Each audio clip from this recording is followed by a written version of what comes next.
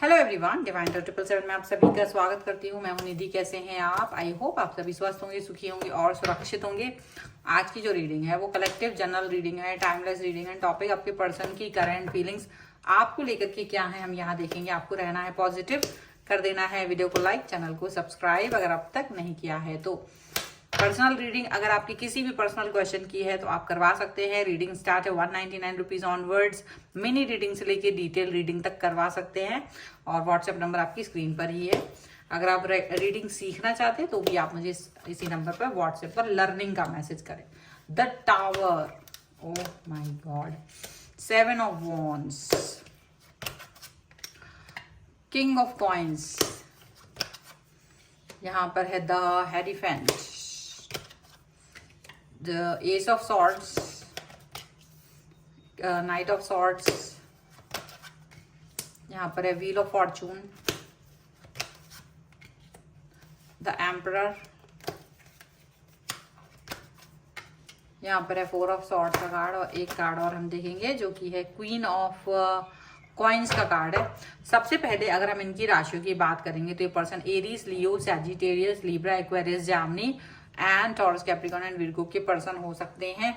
यहाँ पर है hangman, 3 of swords and 8 of wands का कार्ड है। तो एकदम से जैसे ना आपकी कोई, आपने जैसे स्पष्ट रूप से आपके बारे में या तो इनको पता चल गया या फिर यहाँ पर इनको संदेश के द्वारा या तो आपने ही बताया है या फिर किसी और ने। और यहाँ जैसे कोई चीज जानने के बाद ये बिल्कुल से स्तब्ध हो गए हैं, सन रह जा रहे हैं, ऐसा लग रहा है एकदम स्टक हो गए हैं। और ऐसा इनको पता चला है जैसे आपने अपनी सब सच्चाई इनको बताई है।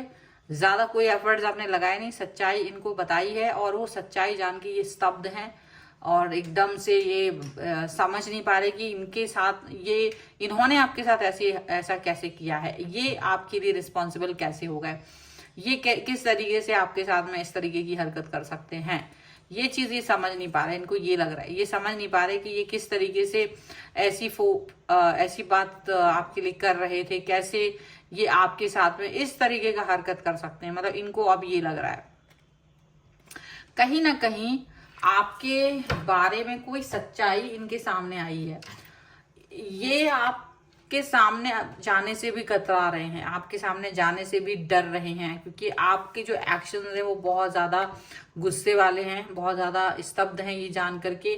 क्योंकि आप इनके लिए बहुत कुछ सोचते थे, आप इनके लिए बहुत कुछ करना चाह रहे थे, बहुत सारी चीजें करते थे, लेकिन ये आपको हमेशा नीचा दिखाते थे, हमेशा आपको डाउन दिखाते थे, हमेशा ये ऐसे रहते थे आपके लिए कि जैसे आप इनके लिए एग्जिस्ट ही नहीं करते हो।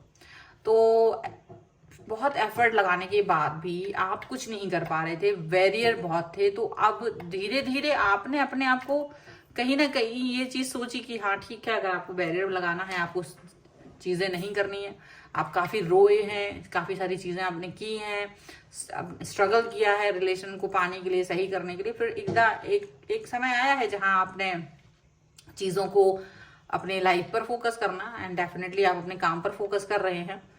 लेकिन आपके जो पर्सन है, कई दिनों के बाद ये पर्सन आपकी तरफ वापस से आ रहे हैं और आपको मैसेज कॉल करके आप पर ब्लेम लगाते हैं, आप पर ब्लेम लगा रहे हैं। और ब्लेम लगाने के कारण से ये पर्सन जो है अभी इस चीज से बाहर निकल ही नहीं पाए थे कि ये आपको ब्लेम लगा के शायद ये अपनी तरफ आपको खींचना चाह रहे थे। लेकिन जैसे ही इन्होंने ब्लेम लगाया, आपने इनको सच्चाई बता दी। जैसे ही इन्होंने आप पे ब्लेम लगाया, आपने इनको ये इनकी औकात दिखा दी कि तुम जो मेरे पर ब्लेम लगा रहे हो या ब्लेम लगा रही हो, शायद तुमको आईना देखने की जरूरत है, शायद तुमको ये जानने की जरूरत है कि तुम इस लायक नहीं हो कि तुम मुझ पर ब्लेम लगा सको। तुम्हारे लिए ये काम कर पाना इतना आसान नहीं है क्योंकि मैंने अपना 100% इस रिलेशन में दिया है। मैंने कभी भी किसी भी कीमत पर आपके साथ धोखा नहीं किया, दगा नहीं किया, कोई ऐसा काम नहीं किया जिससे कि आपको कष्ट पहुंचे। लेकिन अगर आपने ये सारी चीजें की हैं तो ये आपका खुद का प्रायोरिटी है, ये आपकी खुद की सोच है, ये आपकी खुद की समझ है।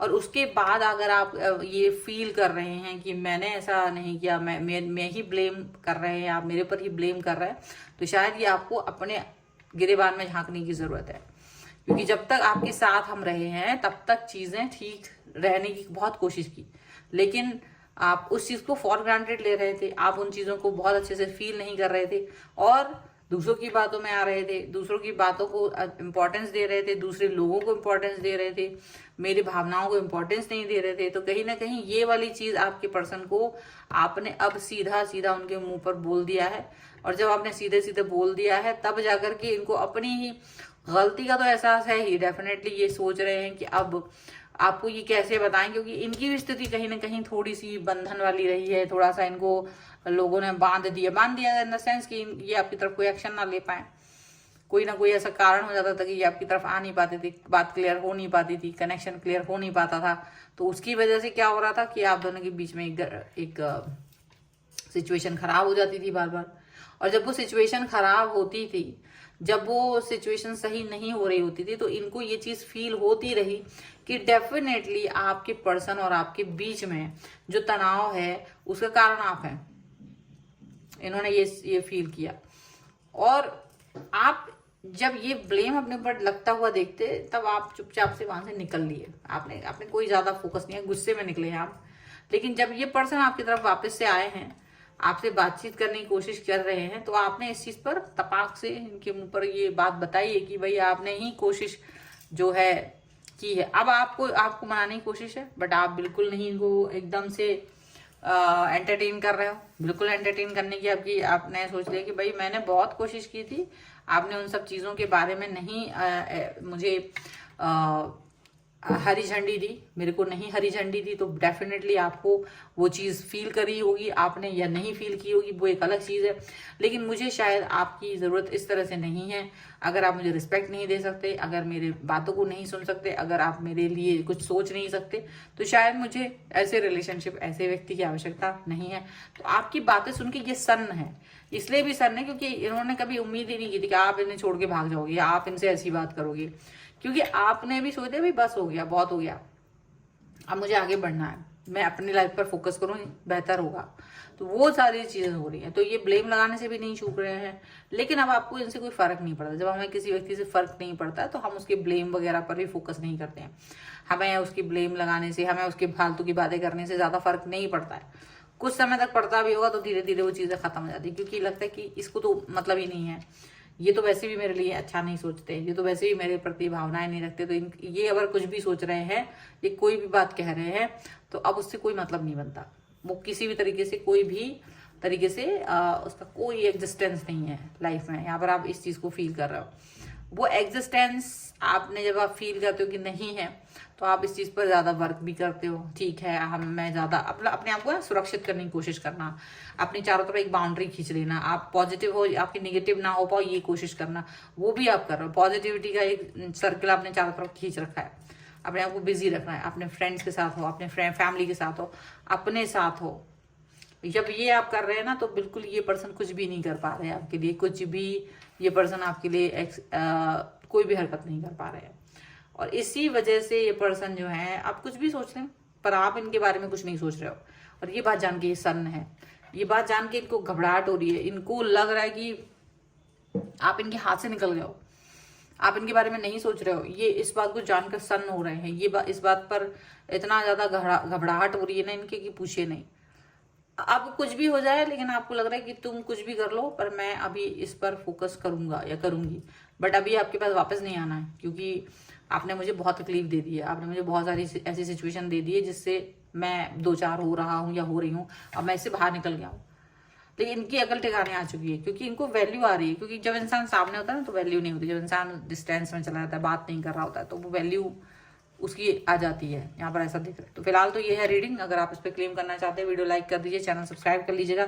अगर अब तक नहीं किया है तो पर्सनल रीडिंग के लिए आप आ सकते हैं, व्हाट्सएप नंबर आपकी स्क्रीन पर है। रीडिंग स्टार्ट है 199 रुपीज ऑनवर्ड्स। मिनी रीडिंग से लेकर डिटेल रीडिंग तक करवा सकते हैं। आपकी वीडियो कैसा लगा मुझे कॉमेंट बॉक्स में जरूर बताइएगा। आप मुझे इंस्टाग्राम और मेरी दूसरी चैनल से भी फॉलो कर सकते हैं, सभी का लिंक आपको डिस्क्रिप्शन बॉक्स में मिल जाएगा। मिलते हैं एक नई रीडिंग के साथ जल्दी, तब तक देखते रहिए divine tarot 777। Thank you for watching, bye.